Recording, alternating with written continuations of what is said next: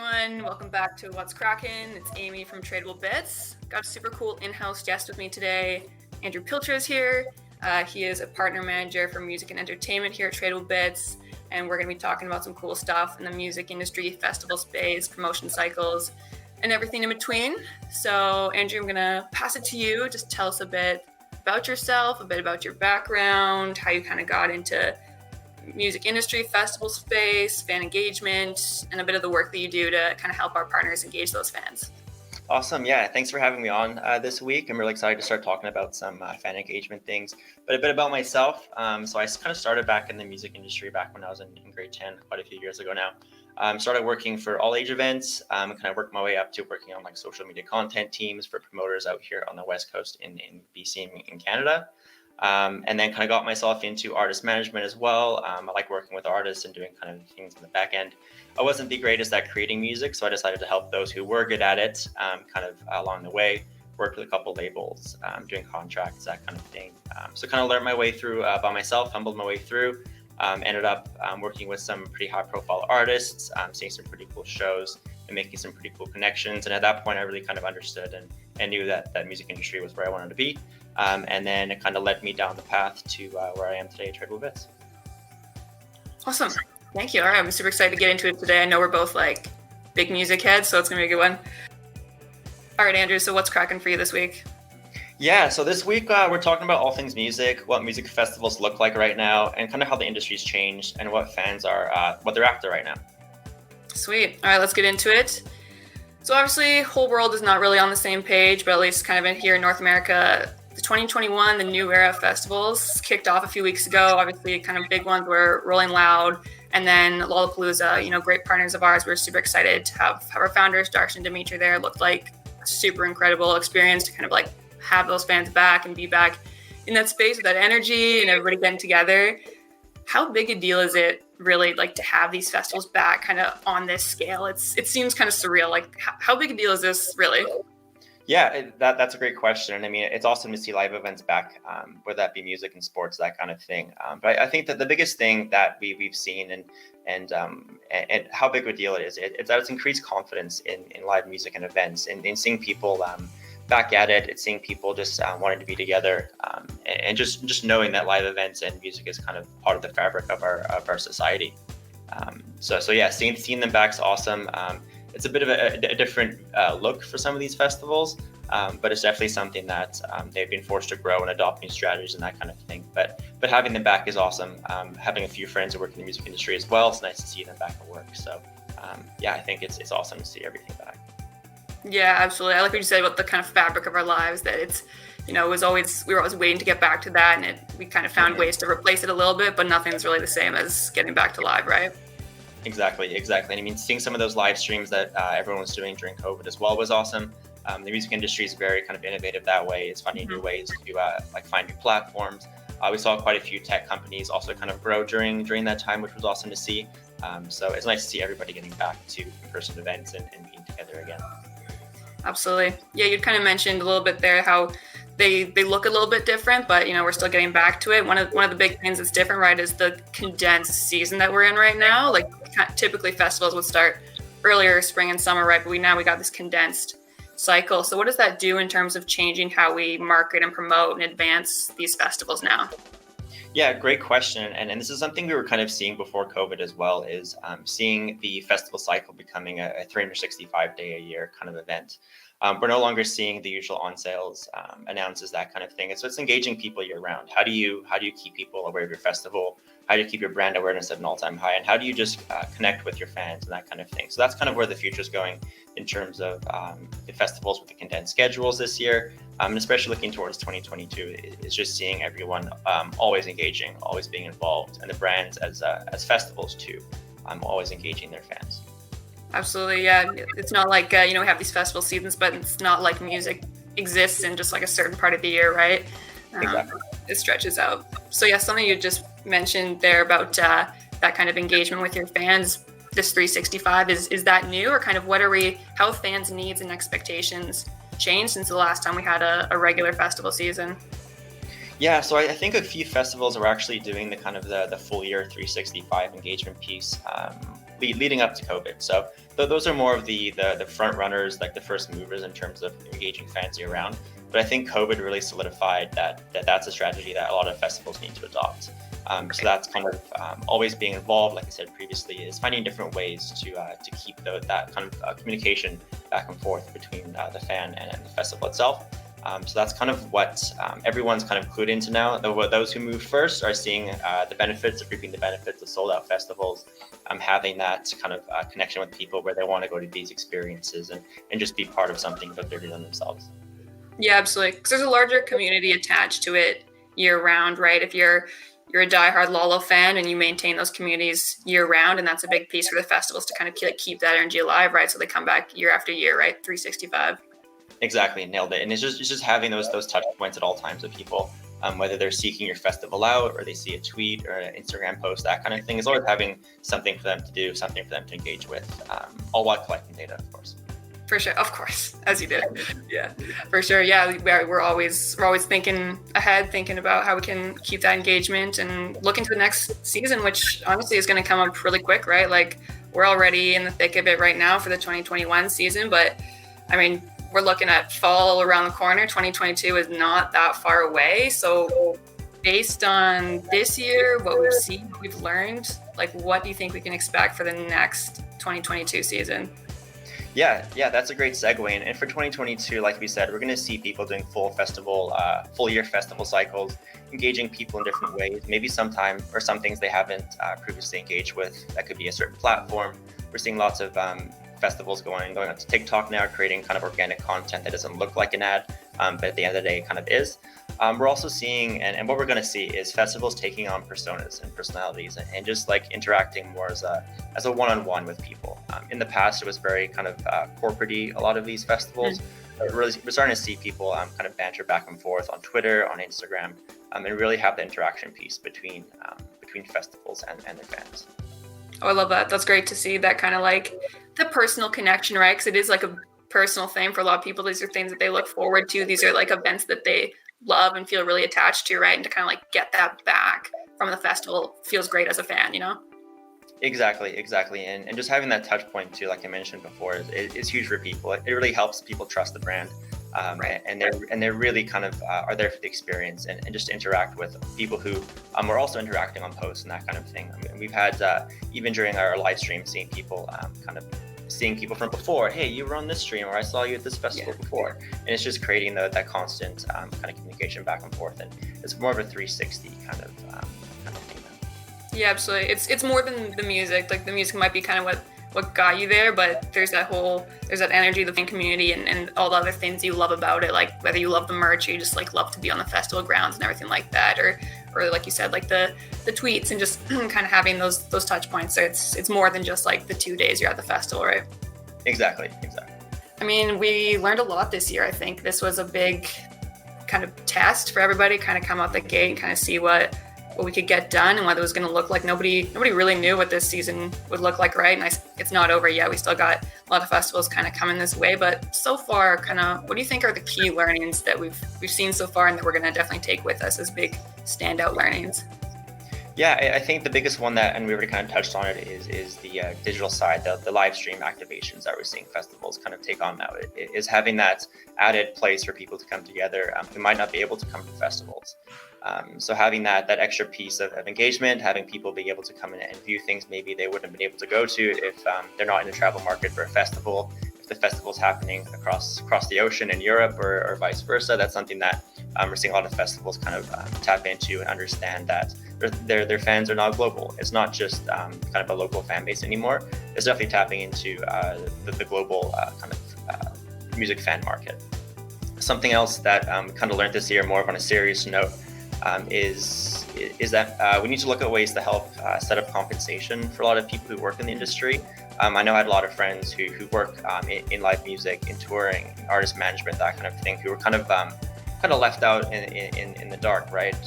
So it really kind of showed us that governments need to do a better job as well of kind of coming to the aid of live music, music, arts, that kind of thing. And it's really something that we need to help kind of build in terms of infrastructures. How do we make sure that these people if something were to happen again, have kind of the infrastructure there available to them to kind of help them through.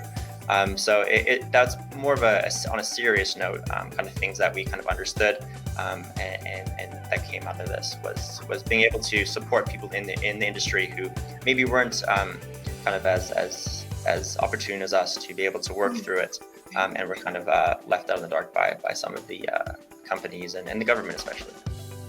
No, that's a great point. I'm glad you brought that up, actually, because I think there can be a big kind of glow around like music industry, music festivals, and that's all just kind of like the glamour and the great times, which a lot of it is. A lot of people, love it for that, but so many people like work so hard to kind of get these events and provide these opportunities for the fans. And then you're right, there was kind of a gap where a lot of people did get left in the dark, and hopefully we don't have to go through these things again. But I think that, we would be remiss to not consider that for the future. And we definitely learned where those gaps are, and how many people did kind of these things that we love, these industries that we love, did get hurt along the way, for sure.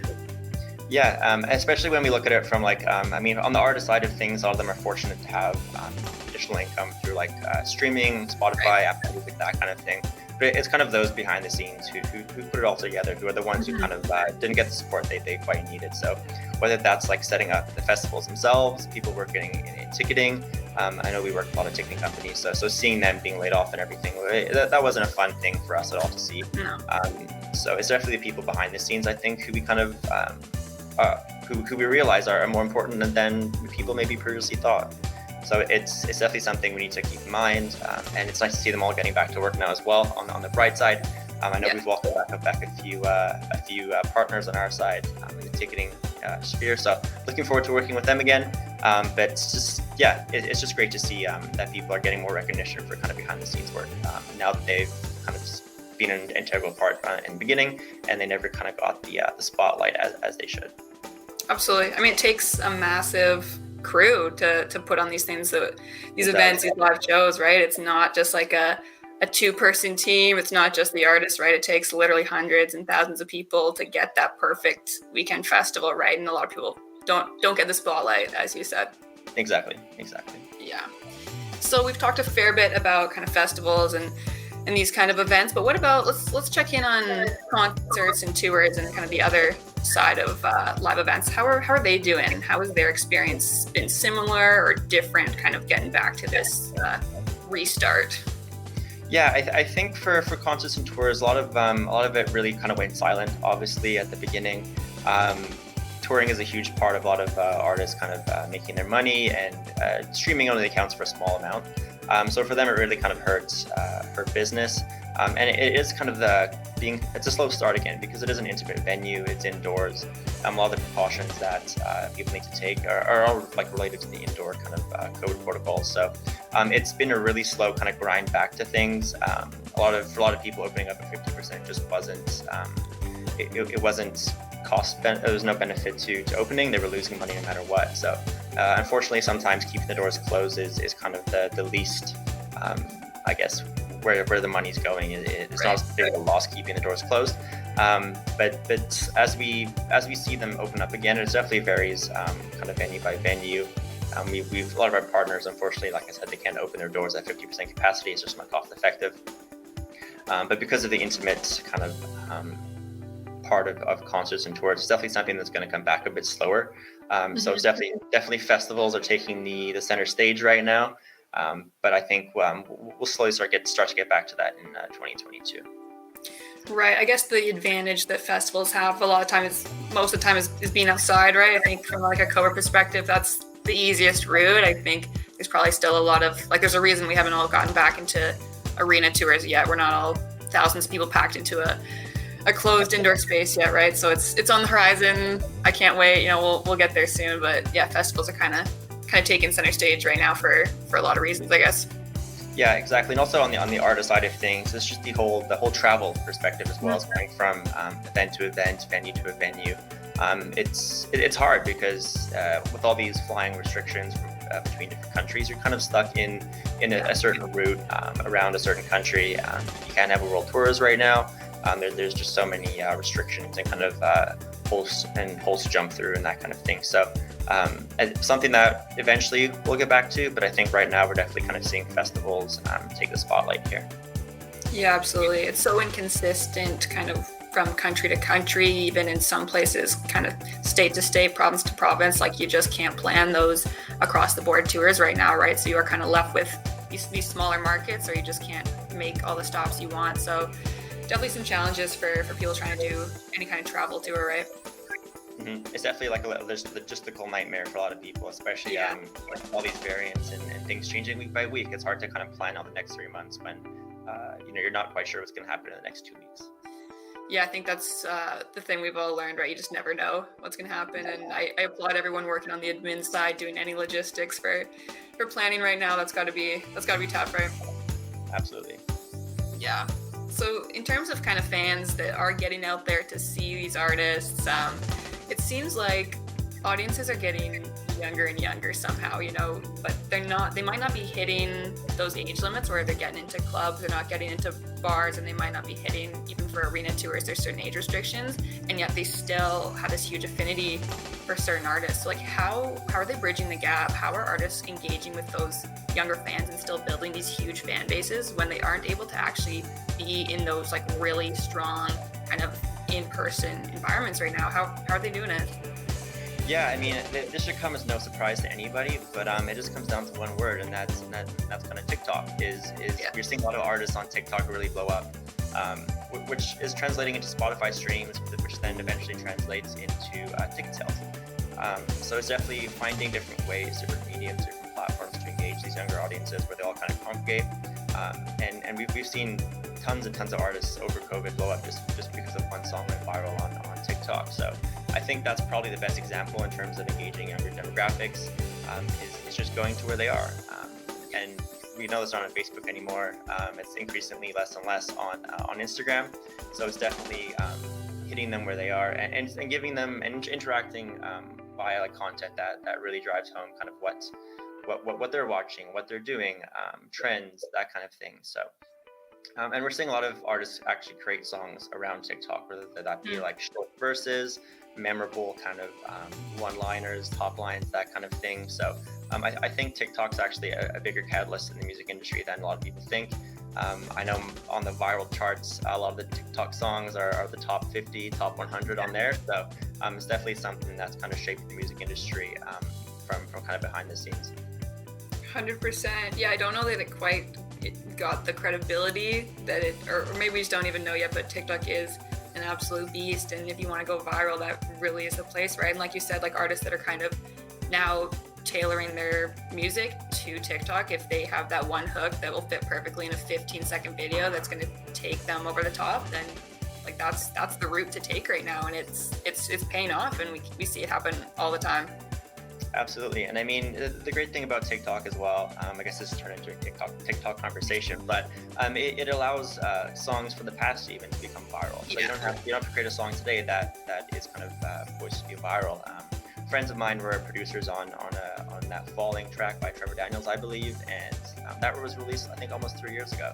And then over COVID it popped off, and they kind of got a bit of fame from that, and then all their social channels as well kind of popped off, and so they're parlaying that into a tour this year as well. So it's definitely something that you don't have to kind of work towards now. It could be something in the past that you have created. So that's a nice thing for artists too, is you're not kind of pressured to create something now to kind of set you off to become viral. I mean, that's kind of the goal for everyone now.